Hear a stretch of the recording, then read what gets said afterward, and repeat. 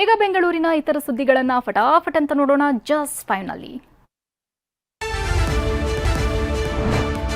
ಬೆಂಗಳೂರಿನಲ್ಲಿ ತಲೆಮರೆಸಿಕೊಂಡಿದ್ದ ಬಿಹಾರ ಮೂಲದ ಕುಖ್ಯಾತ ರೌಡಿಗಳಾದ ತಂದೆ ಮಗನನ್ನ ಬಂಧಿಸಲಾಗಿದೆ. ಬಿಹಾರದ special task force rowdy Manik ತಂದೆ ಮನೋಜ್ಗೆ ಕೋಳ ತೊಡಿಸಿದೆ. 24ಕ್ಕೂ ಹೆಚ್ಚು ಕೊಲೆ ಮಾಡಿರೋ ಆರೋಪ ಸೇರಿ 40ಕ್ಕೂ ಹೆಚ್ಚು ಕೇಸ್ಗಳು ಇವರ ವಿರುದ್ಧ ಇವೆ. 2 ವರ್ಷದಿಂದ ಕೊಡಿಗೆಹಳ್ಳಿ ಪೊಲೀಸ್ ಠಾಣಾ ವ್ಯಾಪ್ತಿಯಲ್ಲಿ ಕ್ರಿಮಿಗಳು ವಾಸವಿದ್ರು. ಇಬ್ಬರನ್ನ ಬಂಧಿಸಿ ಬಿಹಾರ ಎಸ್ಟಿಎಫ್ ಕರೆದೊಯ್ದಿದೆ. ಪತ್ನಿಯ ಚಿಕಿತ್ಸೆಗೆಂದು ಸಾಲ ಮಾಡಿ ಕೊಂಡೊಯ್ತಾ ಇದ್ದ 2,50,000 ರೂಪಾಯಿಯನ್ನ ಕಳ್ಳರು ದೋಚಿದ್ದಾರೆ. ಮಾದನಾಯಕನಹಳ್ಳಿ ಬಳಿ ಕಾರಿನ ಗ್ಲಾಸ್ ಒಡೆದು ಕದೀಮರು ಹಣ ಎಗರಿಸಿದ್ದಾರೆ. ಚಿಕ್ಕಬಾಣಾವರ ಮೂಲದ ಹೇಮಣ್ಣ ಪತ್ನಿ ಅನಸೂಯ ಚಿಕಿತ್ಸೆಗಾಗಿ ಹಣ ಹೊಂದಿಸಿದ್ರು.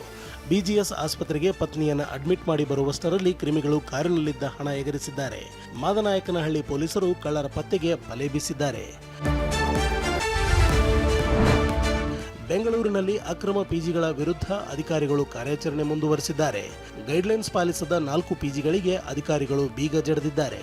ಬೆಂಗಳೂರು ಉತ್ತರ ಪಾಲಿಕೆ ವ್ಯಾಪ್ತಿಯ ಚಿಕ್ಕಸಂದ್ರದಲ್ಲಿರುವ 3 ಹಾಗೂ ಯಲಹಂಕ 4ನೇ ಹಂತದಲ್ಲಿ 1 ಪಿಜಿಗೆ ಬೀಗ ಬಿದ್ದಿದೆ.